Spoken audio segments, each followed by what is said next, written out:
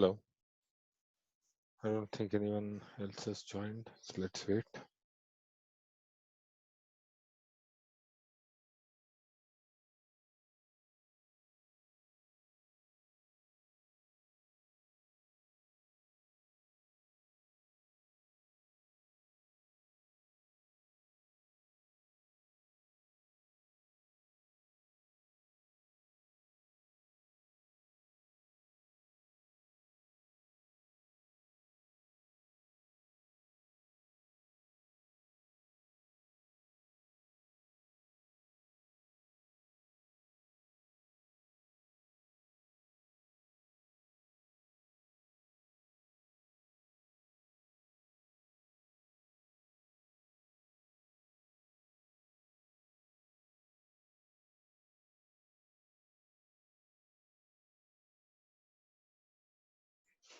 Hi, Rahul. Hi, Rohit.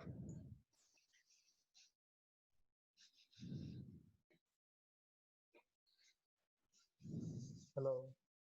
Hello. We'll just wait for a minute here, Rohit, and then we can give it a start. Hi, Rahul. I got a chat. Just wait for a minute, and then we can give it a start.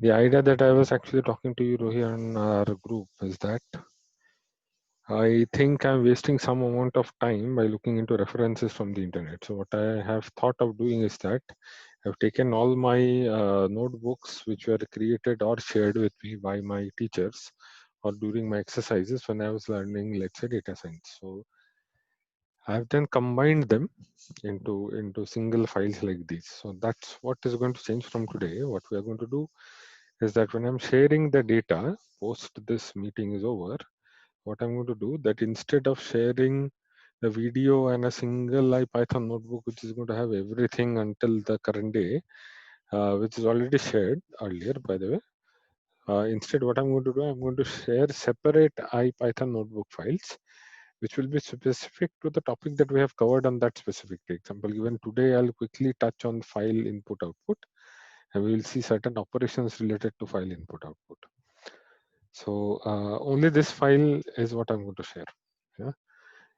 And along with some other info which I'm going to have, and the video file, of course. Yes. So that's what the plan is. So I don't think anyone else is joining in, but let's wait for a minute and then we can give it a start. I see Sarang's joining in. I hope you can see my screen and the IPython notebook clearly, right? Yes. Okay.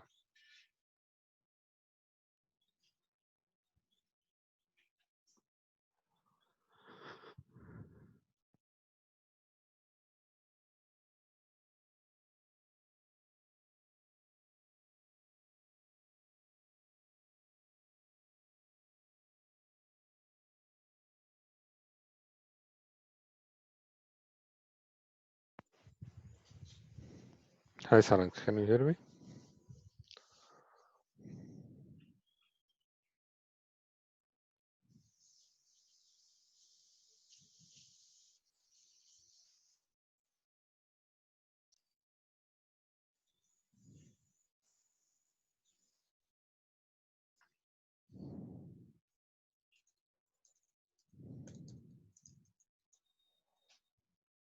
I believe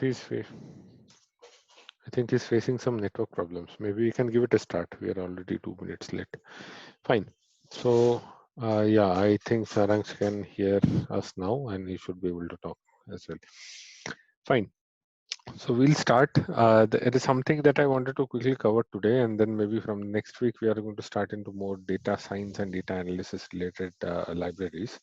Something which we have already covered is pandas, but that was a very basic overview of the pandas library that we have covered. So we are anyways going to cover it once more. So what we are going to do, just to end this week and just to end all the operations or what we can do along with functions, that is one specific area which is not directly related to functions, but then they are often used when we are using functions. Example given many times, in the data analysis process, we won't be getting data directly, or we won't be getting data that is directly readable and usable using, let's say, libraries like Python or libraries like the Pandas.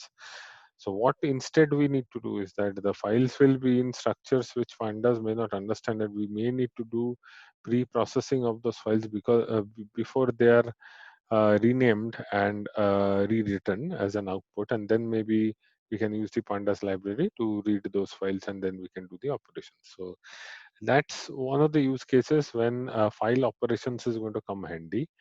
uh, Although pandas has much more features when it comes to the merging of files and things of that sort, which we are going to look at a later stage when we look into pandas, right? But let's start with file IO. So as I said in the beginning of the call, maybe Saransh, you have missed it, is that from today what I'm going to do, these are the notebooks which either I have created or my teachers have helped me create when I myself was learning, let's say, data science. So I'm going to share them as individual files from today onwards, so that rather than one single combined file, I'll have one specific file for a specific subject along with whatsoever data that I'm going to use, right? So that's exactly what we're going to do today. So let me just quickly explain you what we have when it comes to file IO. So we already know this basic information. You can try to ignore this, but what is most essential in when it comes to file IO, or when it comes to uh, doing any file operations into Python, are these three. Okay, so these three are the main operations which we do into Python when we are doing any file operations. So we simply may need to open a file, we may need to read and write into a file, and we close the file. So that's all that we are going to do. The only change that comes over here, or the only challenge or only programming part comes in this case, because when we are going to read the file, we may have to process some areas of the file, or we may have to extract some information out of the file. That processing or that extraction which we are going to do out of the file is going to need some kind of programs to be written from our side, and that's the only logical part which is here. Everything else that we are going to do, example given this, and many many parts of this, these are all tied up to Python functions, because there is almost each and every operation here is going to have a function which we are going to make a call to, and then that function is going to do the things for us. So we are really not doing anything other than calling these functions like f1, f2, and f3, and they are in turn going to do the tasks like opening a file, reading and writing a file, or closing a file. In between reading the file, or during while we read a file, whatever we do programmatically, or whatever we need to do programmatically, either it is a processing or it is an extraction of data, that must be written as a piece of code, for which we have already seen in the earlier days of our classes, that we have seen that we have used functions, we have used lambda functions, we have used for loops and if else statements. So those kind of programming constructs are going to be used in these two areas, but in these three cases specifically, there won't be any programming constructs, because it is not really required. It is already provided by the Python programming system itself for us to use, right? So I'll just go ahead directly, and then I'm going to open an example.txt file. This is a file which is already there in my folder from where I'm actually looking into this. So this is how we open a file. So this is entirely a built-in function. Okay, we're going to look at two kinds of functions in this notebook, but we mostly make use of functions which are inbuilt as much as possible. If not, there is a beautiful library which is already provided by Python called OS, and that OS library can also help us do some kind of file related operations when we want to do so. Irrespective of that, the basic operations of file, which I have already told you earlier, the three operations which we can see over here, is to open the file, read or write, and then close the file, can all be almost always done using the built-in functions. It also depends on which version of Python I'm going to run in my environment, right? Now, simply speaking, opening a file is that I'm simply going to call this function open, and I'm going to say open welcome.txt. So if I execute this line of code, as you can see, I've executed it, but there is no output because I am not printing. I'm sorry, there is a typing error here. So I'm not really doing anything after opening the file. So what is happening here is absolutely nothing. This f is actually a variable. You can also call that a pointer. It is a pointer to this file's location. Okay.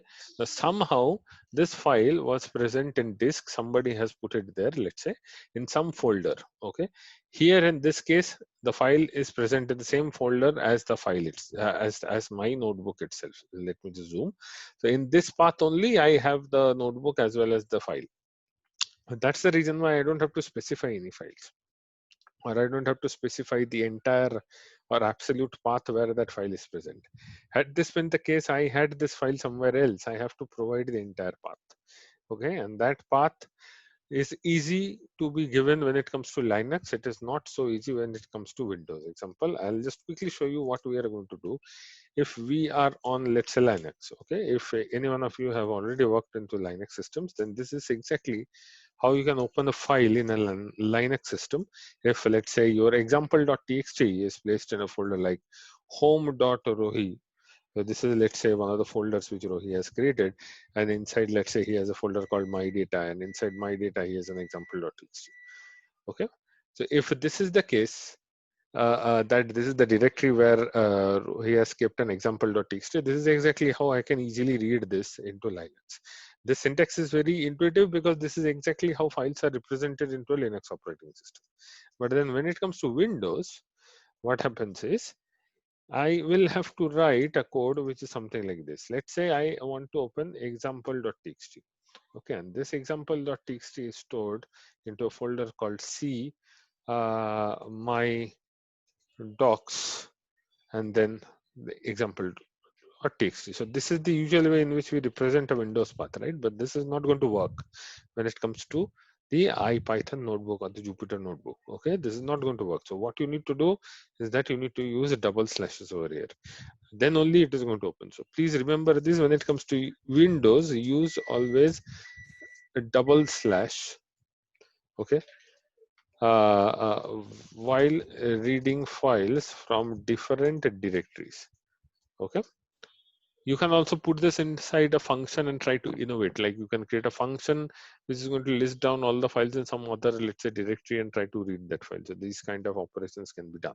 But when you execute this kind of a command which says open example.txt, it is not creating anything other than a pointer to the file, and that pointer has now gone into memory. What I mean by that is this example.txt exists on the disk, but all the operations that I'm going to do now on this variable f will not be done using disk IO. This is going to be done using memory. So that's the difference between Python, or for that matter, any language which is closely related to C programming language. Because Python is written in C, anything related to file operations is very, very similar to what we used to do in C language. And if you remember, in C language, whenever we read a file, it is actually loaded into memory locations which we can access via pointers. And that's exactly what is happening over here. Only the syntax is not like a pointer, but you can technically say that f is a pointer to the file example.txt, which when this command was executed is already loaded into the memory, right? So when this is loaded into the memory, now what can I do? Now this open part is done. I have opened the file.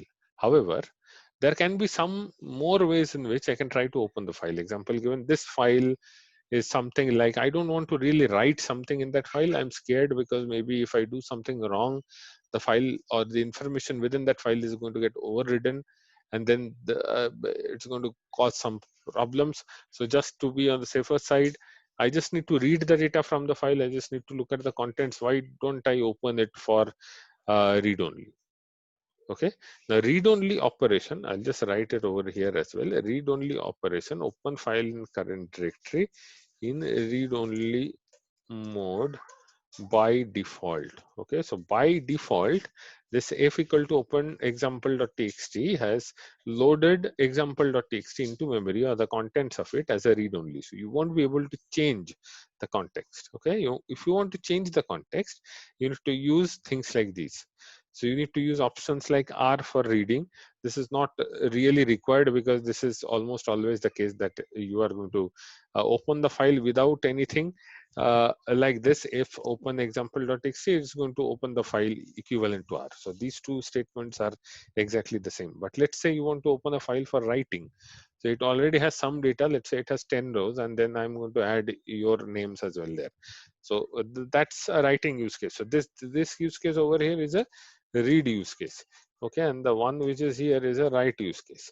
So in case of a write use case, what I'm going to do, I'm going to use this W thing over here, which is the second parameter to this open function. So I'm making a call to open function to open test.txt. I don't have this file, so if I execute this, it is going to give an error. I can create this file. I can maybe try to create this file over here. I'll go to new and I'll say untitled.txt and I'll say test.txt, sorry, test.txt, and I'm going to say come on, man. This is a test file to be used in our sessions while learning Python programming language and how it is used to perform input and output operations. Okay, so let's me save this. I have saved it already. Let me close. Now hopefully this line of code should not give me an error, as of course it did not give me an error. So there are different modes. You can give it a try. This notebook may cover only a few which we are going to look,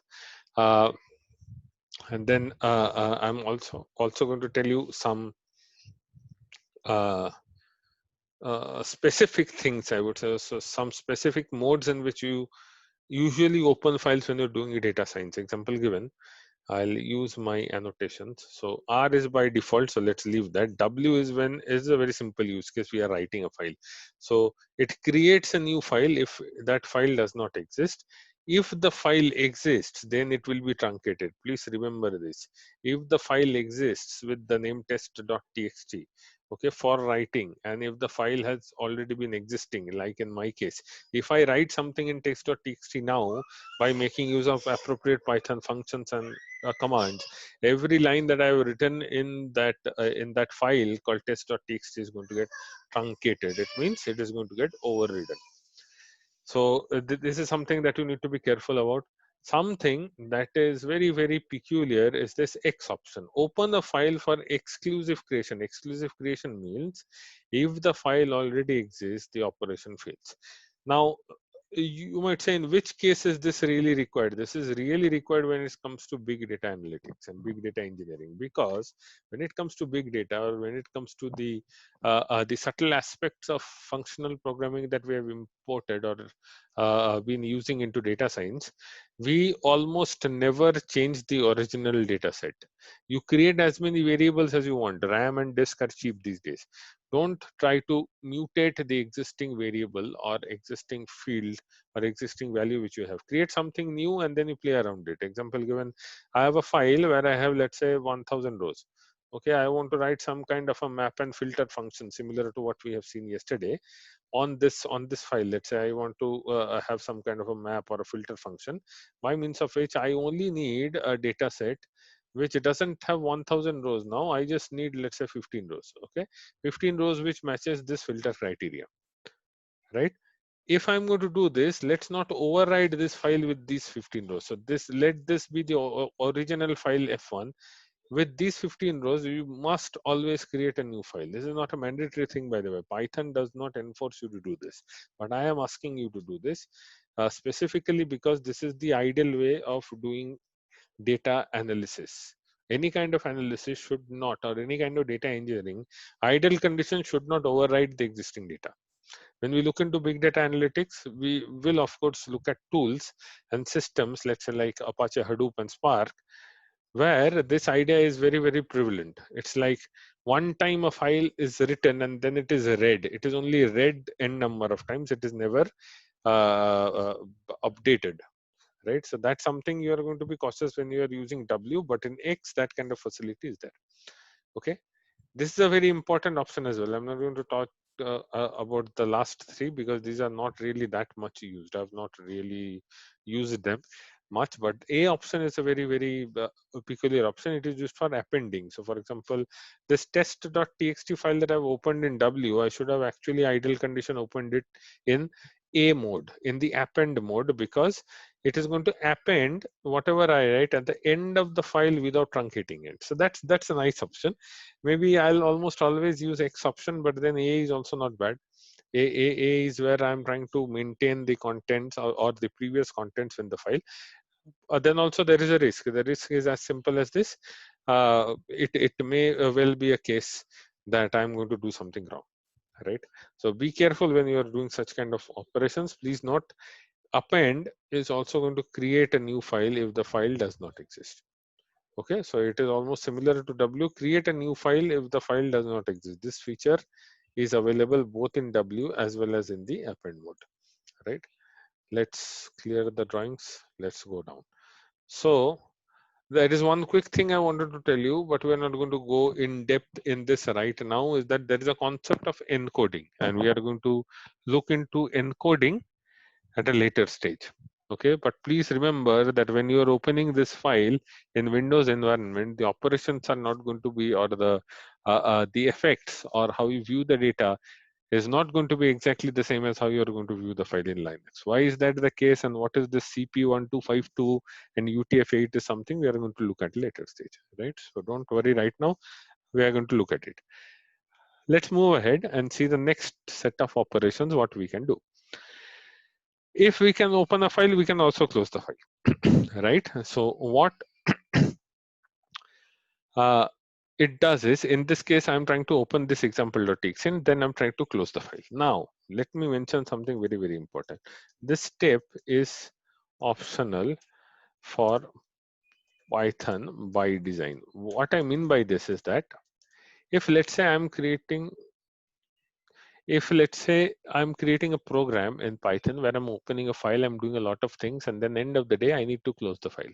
Somehow, because of a lot of lines of code that I had to write in the file, or maybe I was in a hurry, I did not write f.close, or this dot close function was not used.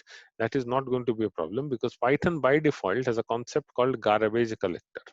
Okay, garbage collector is a concept it has borrowed from Java, and the concept of garbage collector says that if let's say there is a variable called if, and the program has died, whatsoever program was executing, or the creator of the variable f has died, okay, the program no longer is executing, so it is not there in the memory. After a certain point in time, the compiler of Python, the garbage collector of Python, is going to clean that up, because Python is just like a service which runs in the background, especially in a Linux operating system. Okay, it is a very, very different, it's a bit I'll not say very different, it's a bit different when it comes to, let's say, uh, the way it works into Windows, but almost always this is what the garbage collector does. Okay, however, this is a system functionality, and it is limited by the operating system or the version or the patch set, a lot of things which is going to come into picture. That's why you should not trust this. Okay, don't trust the garbage collector of Python. I'm simply going to write this here: don't trust Python garbage collector. Okay, and hence, what we are going to do, hence, always close the files yourself. Okay, so always write a function which is f.close, which is going to close the file. Okay, now what happens if the file does not exist? We know that we can use a try catch block. This is something finally clause you can see over here. This is not something which we have specifically touched during our class. So is something that we can do. Just a moment.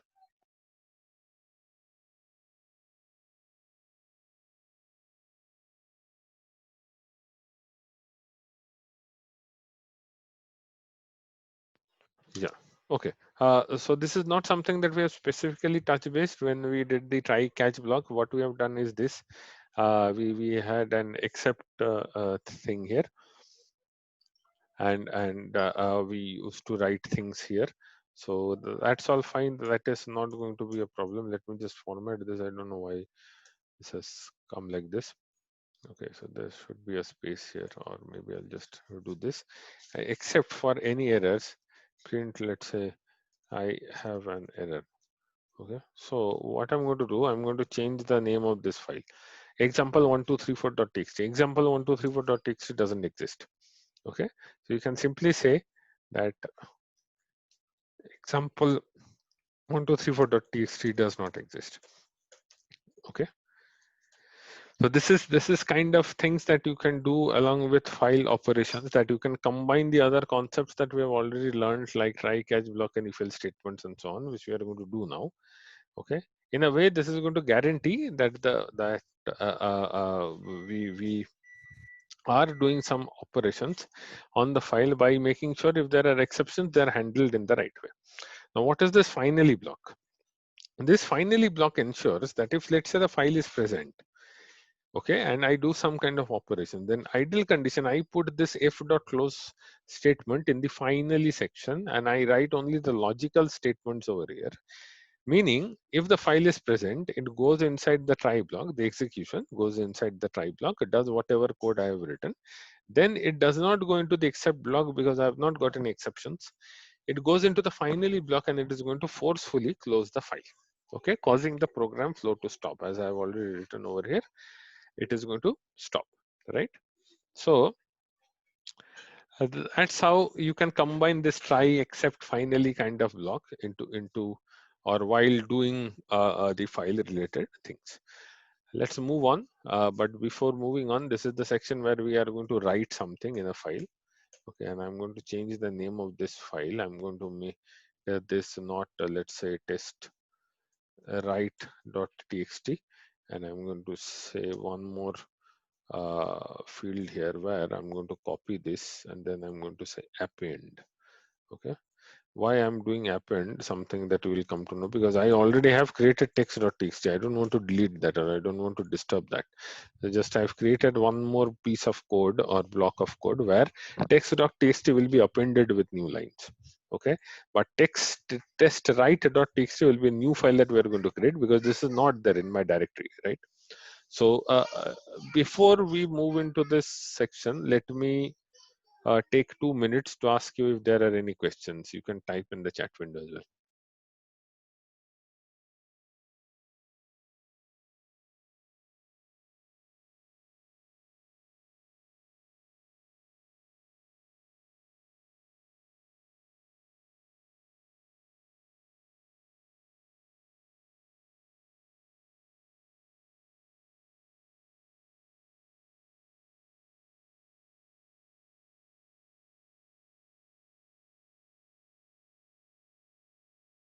Okay, I will assume there are no questions because, okay, sorry, there is something. No, okay, yeah, no questions.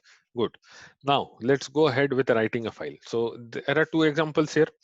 First example, I'm going to write, okay, in a file which is testwrite.txt in W mode. So this is the writable mode in which I'm going to do, okay, and then I'm going to write data into it. If the file doesn't exist, the file will be created. It must be created. So let's see if it has done that.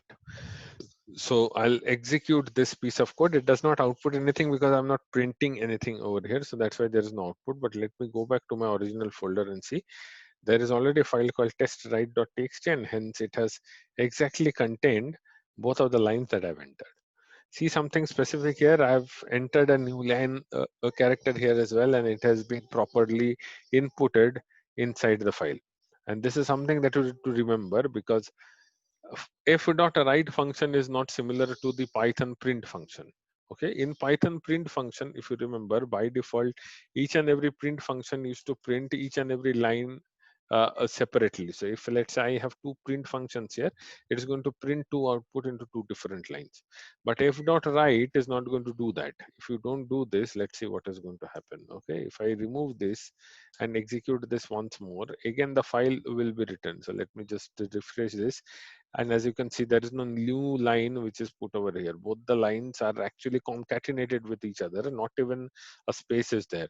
So what should I do in that case? That is the reason why I need to use a /n, and this /n thing, I believe you are already aware, represents a new line character, okay, to enforce the next line to go in a new line.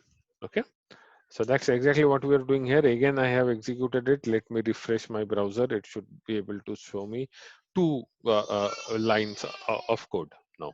Okay. Let me save this once because it has not been checkpointed. Now what I'm going to do, well, I'm going to use this test.txt. I've already written something in test.txt, but it is gone. I don't know why it is gone. It was not saved in the right way, maybe. Let me write something. This is a test file for writing purposes. We will see Python capabilities using this file. Okay, so let me save this properly so that it is saved. Yeah, I think it is saved now. Let me just close and reopen once more and see. Yes, it is there. Good. Now what I'm going to do, test.txt, I'm going to use an append mode. Okay, and I'm going to say this is newly appended line number 1, and I'm again going to copy this and come down over here, and I'm going to say this one,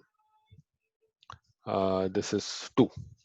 Okay, so that's exactly what I'm going to do. Let me execute this. Let me go back to this file and let me refresh this. As you can see, it has given me 2 lines.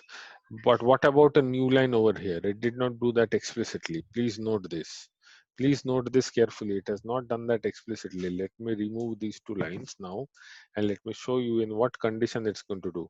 It's going to do that if and only if I have specifically entered a new line character over here. Okay. So let me execute this right now and let me do a refresh. And this time I can see that the newly appended lines have gone into the next lines.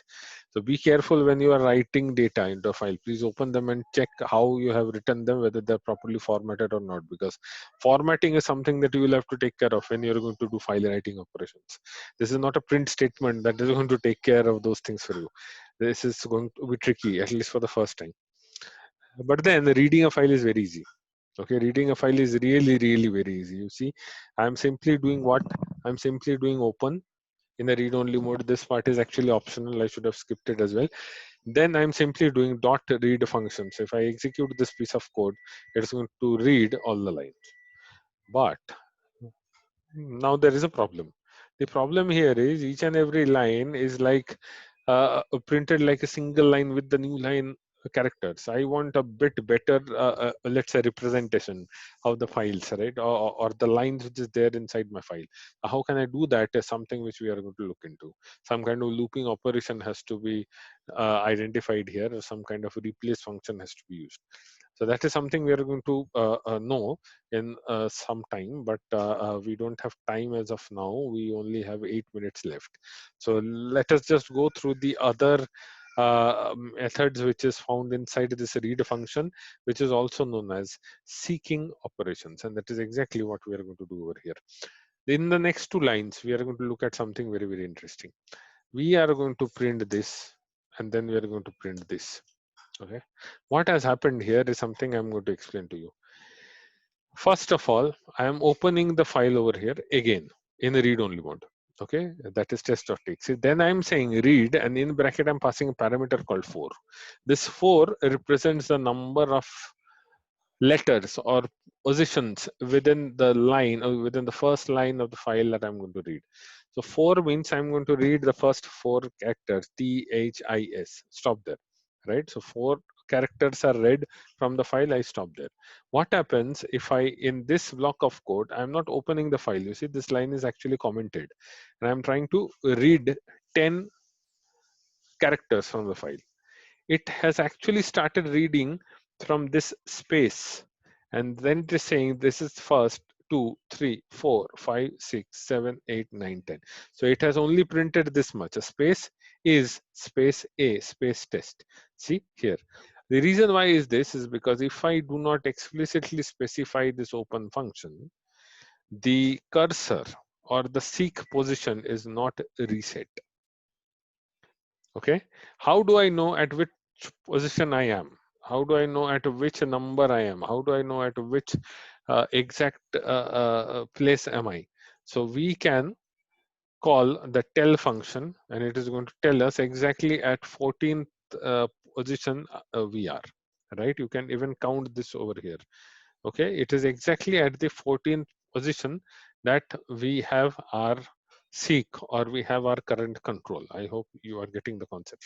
We'll have the last 5 minutes for Q&A, so don't worry. Then how do I bring the file back? Do I need to read it always? Do I need to read it once more? Yes, if I read this, it is going to come back again, right? So it is a very simple thing. If I'm going to read this now, it is going to come back again. It's a very simple thing. But without doing this, is there any method in which we can do? The answer is yes. There is one way in which we can do, and that is known as the seek method. So in this case, I am calling the seek method, bring the file cursor to initial position. Why did it come to the initial position? Is because I have specifically mentioned number 0 inside seek function. Had it been the case, I would have specified, let's say 20, then the seek goes into 20. And then if I read, it starts from the 20th character position of the file. Okay, so that's exactly what we are going to do next. Maybe not today, because we only have 5 minutes left. There will be a lot of questions when we are going to go through these things. So maybe we can stop here and we can take questions as of now, and tomorrow we are going to continue, right? So I'm going to share you this notebook anyways, so you can practice from your side. Let me save this test.txt and close this as well, so that I can share this across with you. So I'm going to share all these files with you. As of now, let's stop here because I think we have only 4.5 minutes left. I would like to ask you if you have any questions on any commands that we have executed. Yeah. In write, we the session is by default enters a new line. What if we have to write selection in that? How do we write that? Yeah, that's a very good question. Let me just go back and let me try to do that. So what I'm going to do, if I want to write /n over here, okay, and then I want to write or give it a /n kind of a character, or let's say, let's leave this line, let's come here. I have entered /n over here, but I don't really want this to be treated as a new line character. I want this to be treated as /n. What I'm exactly going to do, I need to escape this. Okay, I need to use a concept called escape characters. Escape characters is something which is a character that helps me escape this statement. New line, the word starts with N, and the escape in this case, or the command or the slash over here, is signifying the processor that this is a new line which the programmer wants. What if I want to skip that? Maybe I can do this. Okay, if I do this, let's see what has happened. See, if I simply enter another slash in front of /n, what it is doing is, now this /n is not treated as an as a new line, because I have escaped this slash, right? I hope that answers your question, right? Yes. Yeah. Any other questions from anyone?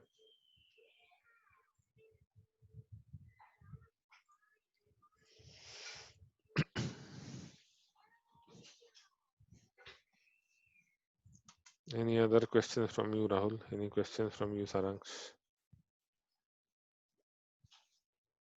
I have one more question, but Yes. that's from one lambda function. Yeah.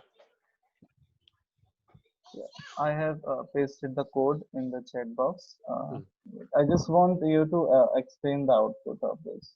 Okay. I'm not able to understand this. Fine. Let me do The one answer thing. is 22. So let me open a new file. If it opens on time, let's see if we have the limit of time here, Rohi. Otherwise, what we can do is that I'm going to, what is this? I'm not able to copy paste. What?